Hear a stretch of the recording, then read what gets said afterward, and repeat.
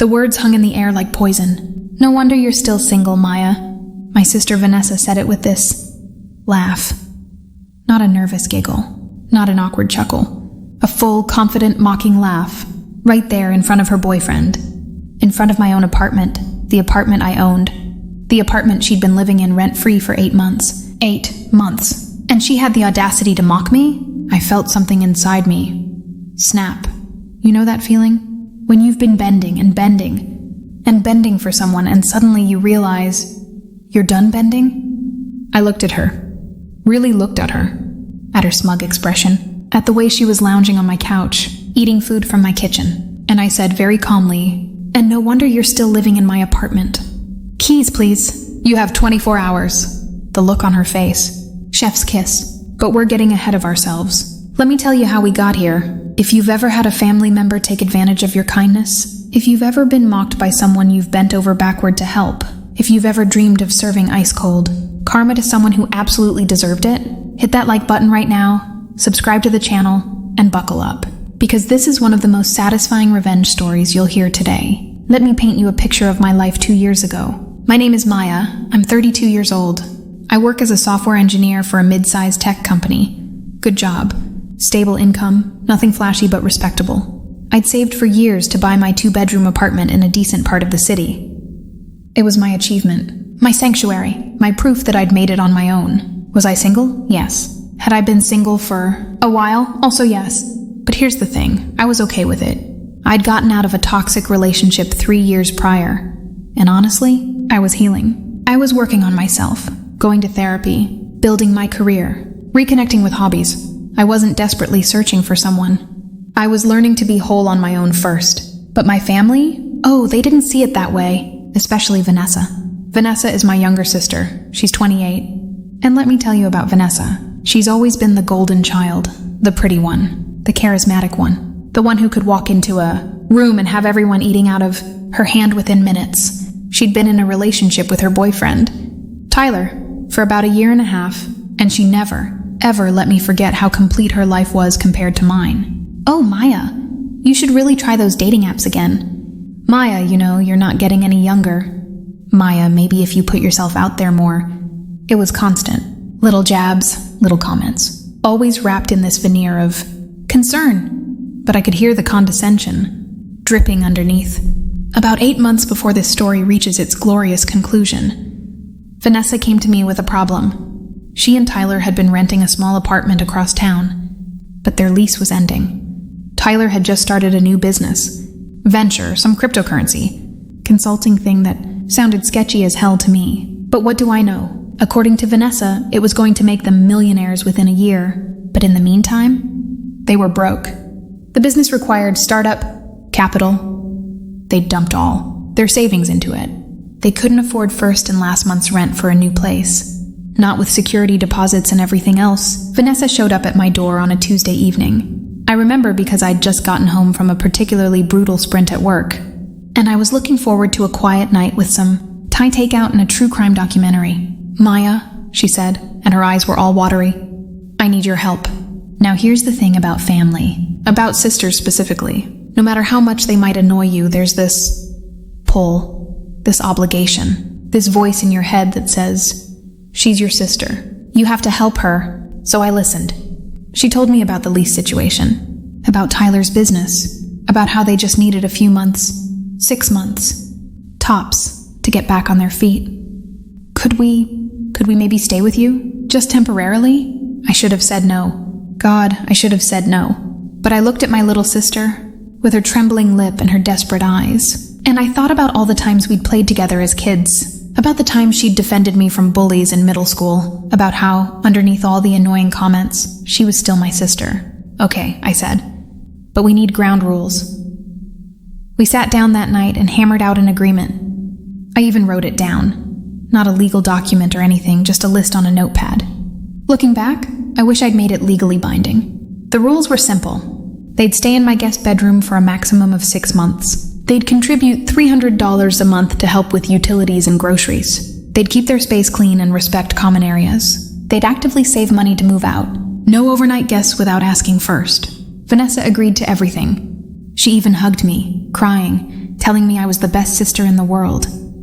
Tyler shook my hand and said, "We really appreciate this. Maya, we won't let you down." They moved in that weekend. The first month? Absolutely fine. They were model house guests. Vanessa would cook dinner sometimes. Tyler would take out the trash without being asked. They were quiet, respectful, grateful.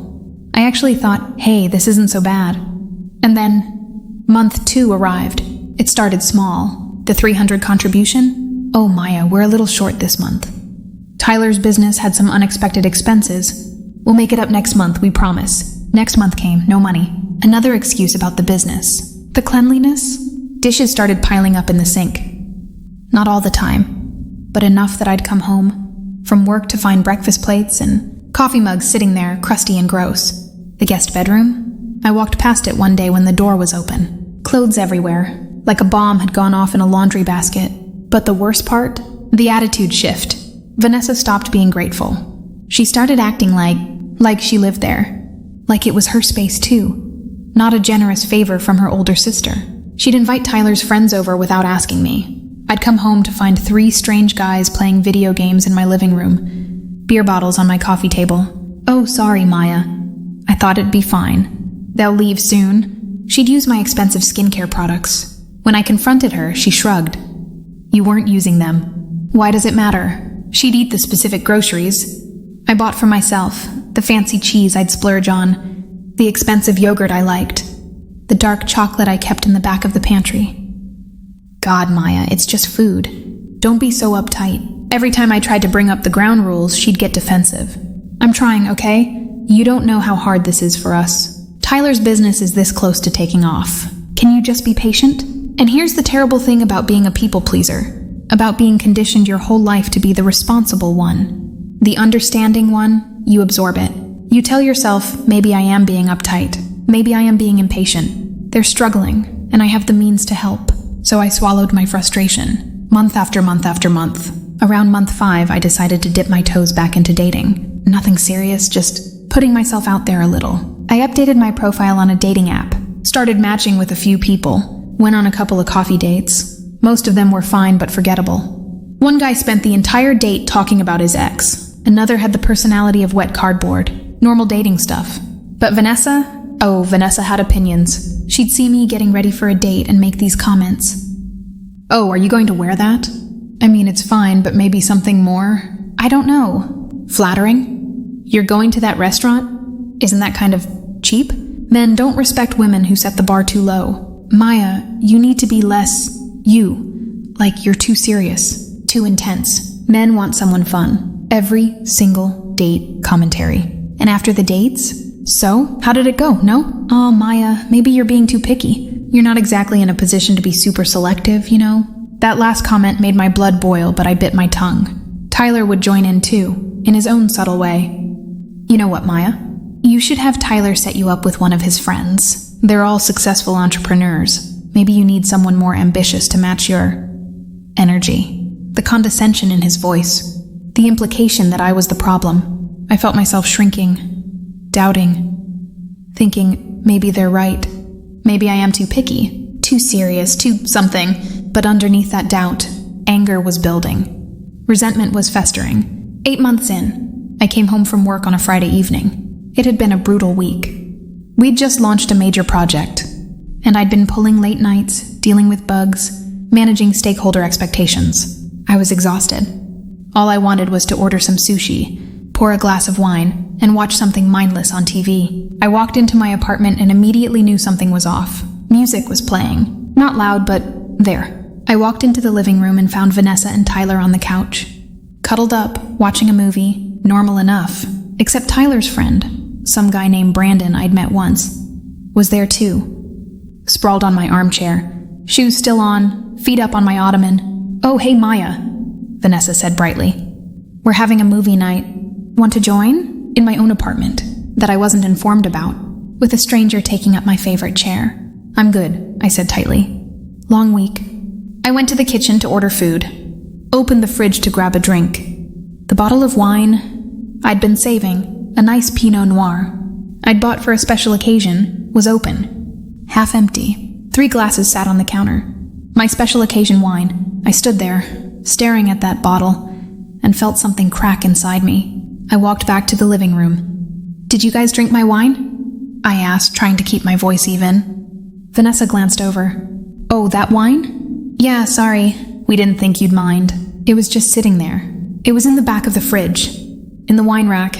It's pretty obvious I was saving it." She rolled her eyes. "Maya, it's just wine. You can buy another bottle. Don't be so dramatic."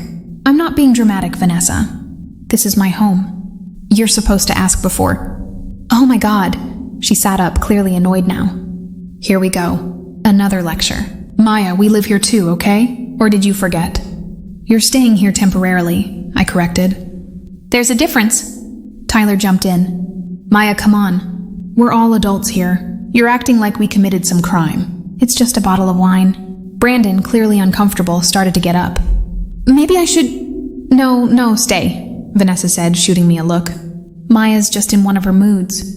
I felt my face flush, hot, humiliated in my own home. "I'm not in a mood," I said quietly. "I'm tired. I've had a long week, and I came home to find my apartment occupied.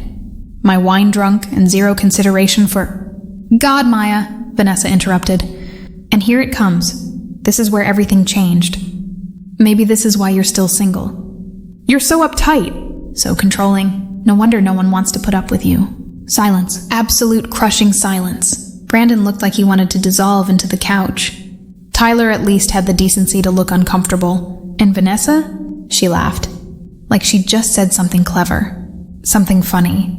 "I'm serious," she continued, encouraged by her own boldness. "You're 32, Maya. You're not getting any younger. And you walk around with this stick up your ass about every little thing. A bottle of wine? Really? That's what you're worked up about?" She shook her head, smirking. "No wonder you're still single." I felt it. The snap. The break. The moment when 8 months of swallowed resentment, of absorbed criticism, of bending over backward to help someone who didn't appreciate it, all of it crystallized into perfect, cold clarity. I looked at her, sitting on my couch, in my apartment, that I'd let her stay in rent-free out of the goodness of my heart, and I smiled. Not a happy smile, a decision smile. "You're right," I said calmly. "I am single. I don't have a boyfriend to rely on, which is why I worked my ass off to buy this apartment that I own, this apartment that you've been living in, rent-free for 8 months. Vanessa's smirk faltered. "And since you're so concerned about my uptight nature and my controlling behavior," I continued, my voice steady, "I think it's time I stop inflicting it on you." I held out my hand. "Keys, please. You have 24 hours. The room went silent. Brandon practically fled, muttered something about needing to go, and was out the door in 30 seconds. Tyler's mouth opened and closed like a fish. And Vanessa? She laughed again. But this time it was different, nervous, uncertain. "Very funny, Maya. Stop being dramatic." "I'm not being funny," I said. "I'm being serious. You just mocked me for being single in my own home. You've been living here rent-free for 8 months. You've broken every single ground rule we agreed on. You've contributed virtually nothing financially. And now you've decided to humiliate me in front of a stranger?" My voice didn't shake. It didn't waver. It was ice. 24 hours. "Pack your things and get out." "Maya, come on." "I'm not negotiating," I interrupted. "This is my apartment. You're here as a guest, and I'm revoking that invitation." 24 hours? Tyler finally found his voice. "Maya, let's just calm down and talk about this." Vanessa didn't mean what, Tyler? Didn't mean to call me uptight? Didn't mean to mock my dating life? Didn't mean to treat my home like a joke? I looked at him. "You've been here 8 months. 8 months. The agreement was 6, maximum. Tyler's big business hasn't materialized. You haven't paid a dime in rent. And now you're telling me to calm down?" Vanessa's face was turning red. "You can't just kick us out. We have nowhere to go. Should have thought of that before you decided to insult me in my own home." "This is insane," she shouted. "Over one comment? You're going to throw us out on the street over one comment?" "No," I said quietly. "I'm asking you to leave because you've disrespected me repeatedly for 8 months. And that comment was the final straw. Big difference." She looked at Tyler, desperate. "Tyler, do something." But what could he do? It was my apartment, my name on the deed. Legally, they were just guests. I had every right to ask them to leave. Maya, he tried, switching tactics. Let's sleep on this. Talk in the morning when everyone's calmer. I am calm, I said. And I was. Eerily calm. I've made my decision. 24 hours. I want you both gone by this time tomorrow. I turned and walked to my bedroom, closing the door behind me. And then, only then did I let myself shake. Not with regret, not with doubt. With relief. That night I barely slept. Not because I was anxious, but because Vanessa and Tyler were up until 3 a.m., arguing in furious whispers in the guest room. I could hear them through the walls. This is your fault. My fault? You're the one who... We need to call Mom. She's not going to change her mind. Oh, they were scrambling. The next morning I got up at 7 a.m., made myself coffee, sat at the kitchen table and waited. Vanessa emerged around 8:30, looking like she hadn't slept. Her eyes were puffy, makeup smudged. Maya, she started, her voice small. Can we please talk about this? There's nothing to talk about, I said, sipping my coffee. You have until 6 p.m. tonight. Where are we supposed to go? I don't know, Vanessa. That's not my problem. You're really going to do this? You're really going to throw your own sister out? I looked at her. Really looked at her. And I felt nothing. No guilt. No wavering. You called me uptight and mocked me for being single after I let you live here. Rent-free for 8 months, I said calmly. So yes, I'm really going to do this. Tyler came out next. He tried a different approach. Apologies. Maya, I'm sorry. We're sorry. Vanessa was out of line. She knows that. We've talked about it. It won't happen again. You're right, I agreed. It won't happen again. Because you won't be here. Come on, please. Just give us a week. 1 week to find something? No. Maya. Tyler, I'm not negotiating. You have until 6 p.m. He looked at me like I was a stranger. Like he couldn't reconcile this version of me with the doormat. I'd been for 8 months. Good. Around noon, my phone rang. Mom. Maya, Vanessa called me. She's very upset. She says you're kicking her out. I am. Over a comment? Honey, that seems harsh. Mom. She's been living in my apartment rent-free for 8 months. She broke every agreement we had. And then she mocked me for being single in my own home. I'm done. But she's your sister, which is exactly why I expected better from her. I'm not changing my mind, Mom. There was a long pause. Then quietly, good for you, honey. Wait, what? What? Mom sighed. You've always been too nice. Your sister needs to learn that actions have consequences. I'm proud of you for standing up for yourself. I almost cried. 6 o'clock came. I was sitting on the couch when Vanessa and Tyler emerged, suitcases in hand. They'd packed everything. Vanessa's eyes were red. She'd been crying. I can't believe you're actually doing this, she said, voice breaking. Believe it. She dropped the keys on the coffee table. They landed with a sharp clink. You're a terrible sister, she hissed. And you're a terrible house guest, I replied evenly. But here we are. Tyler wouldn't meet my eyes. They moved toward the door. Where will you go? I asked, not because I cared, but because I was curious. Tyler's brother's place, Vanessa muttered. We'll sleep on his couch. Sounds cozy. She whirled around. You enjoy this, don't you? You like seeing us suffer? No, I said honestly. I don't enjoy it, but I don't regret it either. You disrespected me. This is the consequence. And with that, they left. The door closed, and I sat there in my quiet, empty apartment and felt free. Was I harsh? Maybe. But here's what I learned. Boundaries aren't mean. They're necessary. You can be generous. You can be kind. You can help family. But the moment someone takes your kindness for weakness, the moment they mock you while enjoying your generosity, that's when you take your power back. If this story gave you chills, if you've ever wanted to stand up to someone who took advantage of you, smash that like button right now. Drop a comment and tell me, have you ever had to cut off a toxic family member? How did it feel? And if you want more stories about people finally standing up for themselves and serving ice-cold karma, hit that subscribe button. More satisfying revenge stories coming your way. Until next time, stay strong, set those boundaries, and never let anyone mock you in your own home. Too accommodating.